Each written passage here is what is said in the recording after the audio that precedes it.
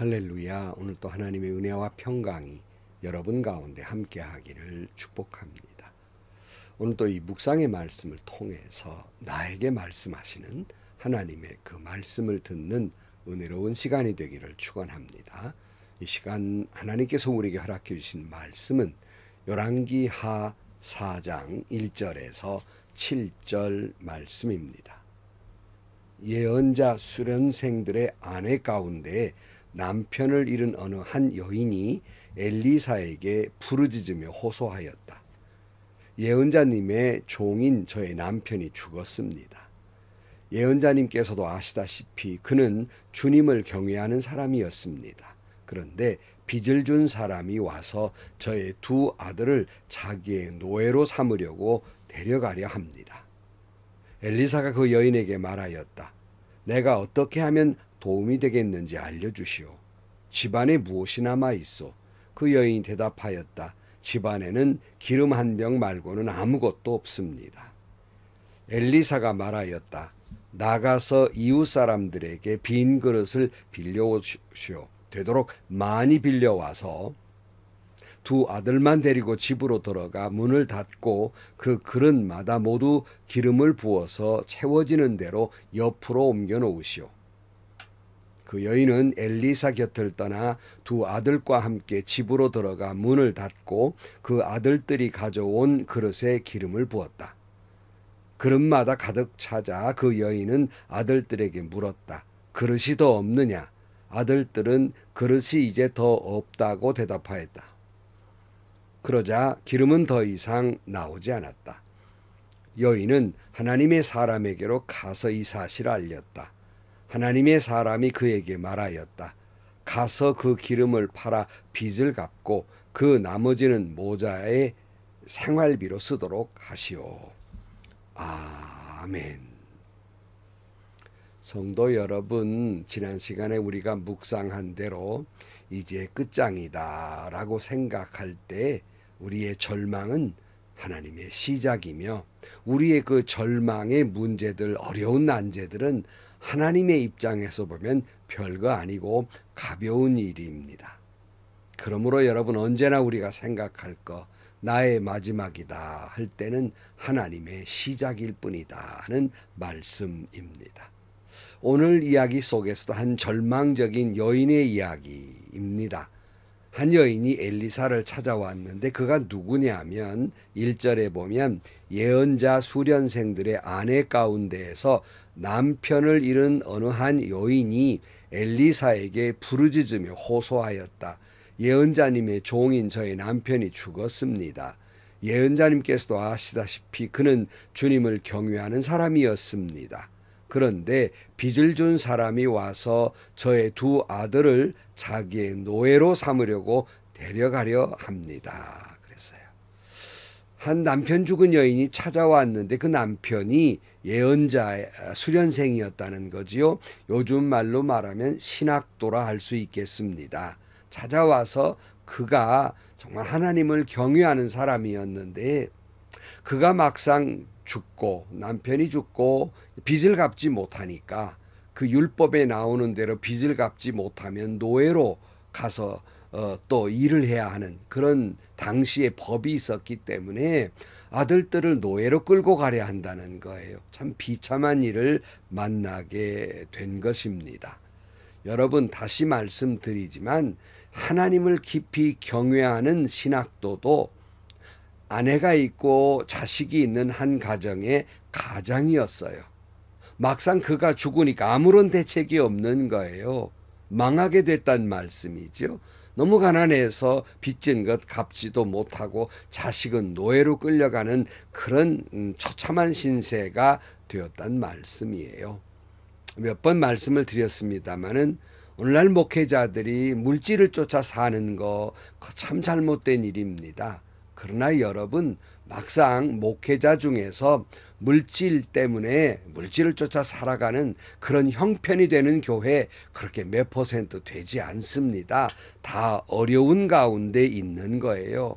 근데 여러분 목회자도 오늘 신학도처럼 한 가정의 가장입니다.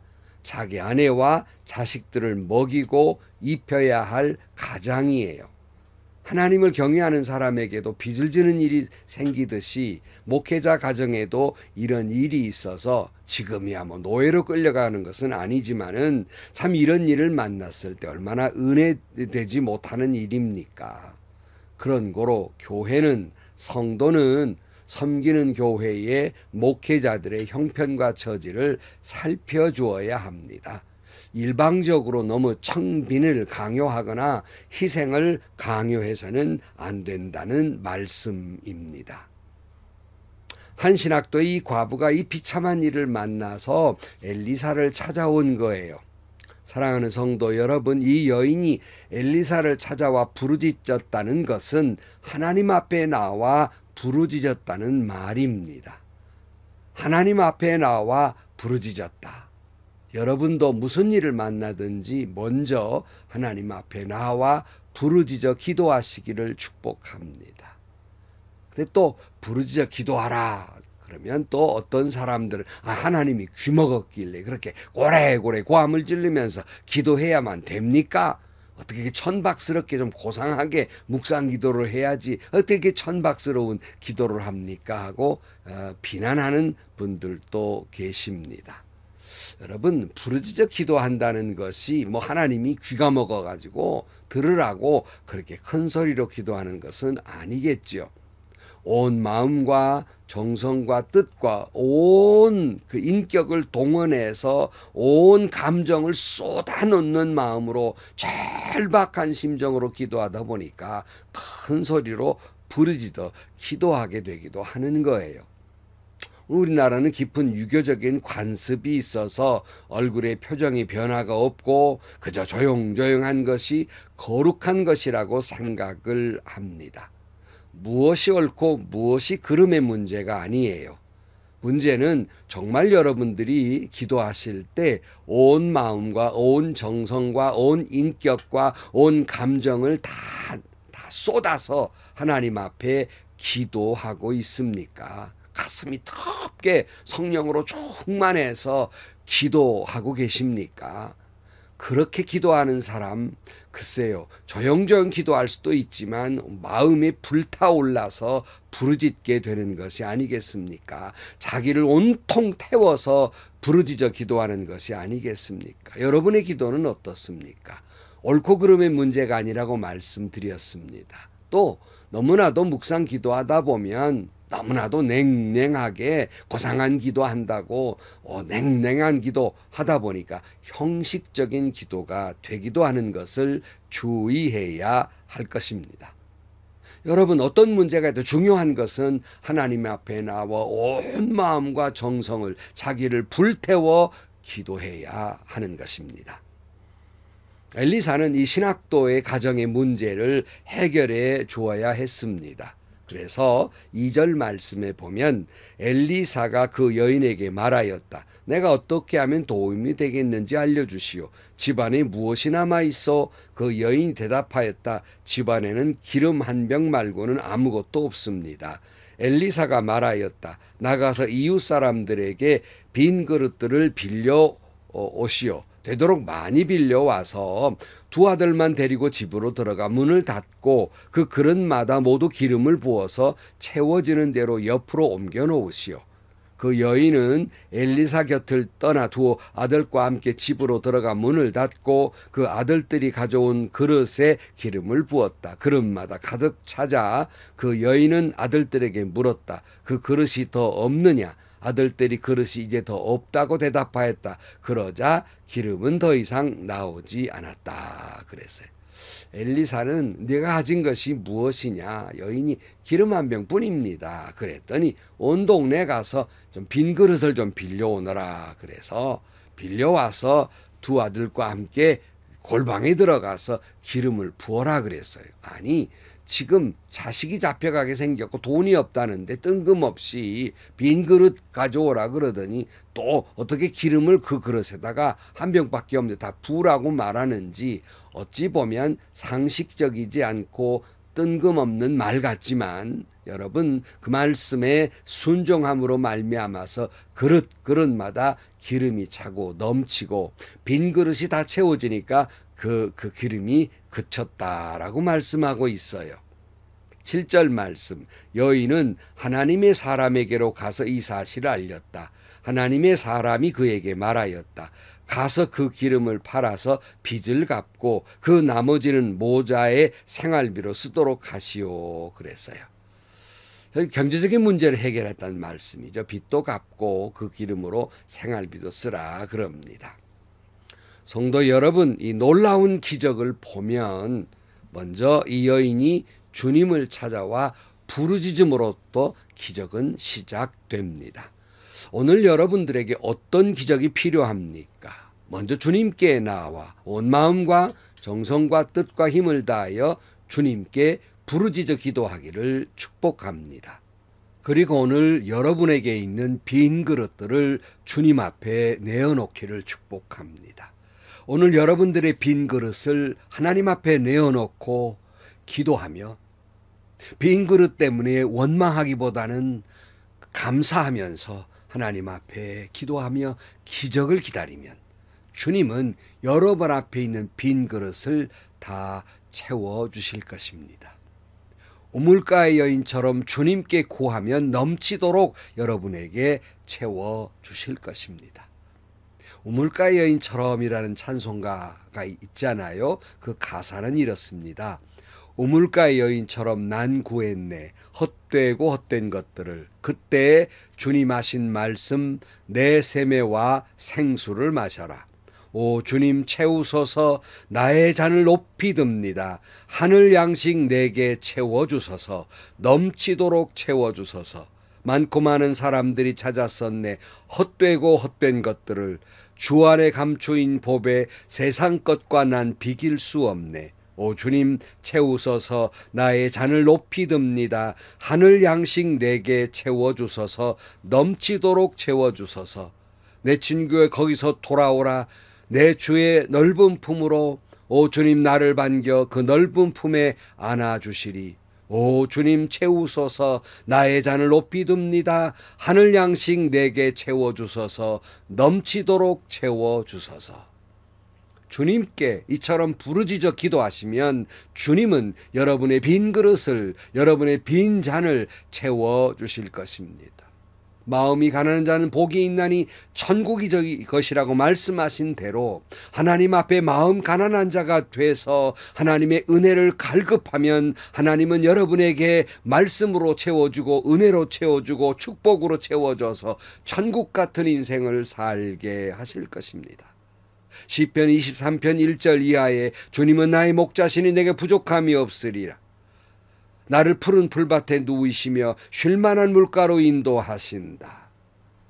내가 하나님 한 분만으로 만족하면 나를 하나님은 푸른 풀밭에 쉴만한 물가로 인도해 주실 것입니다.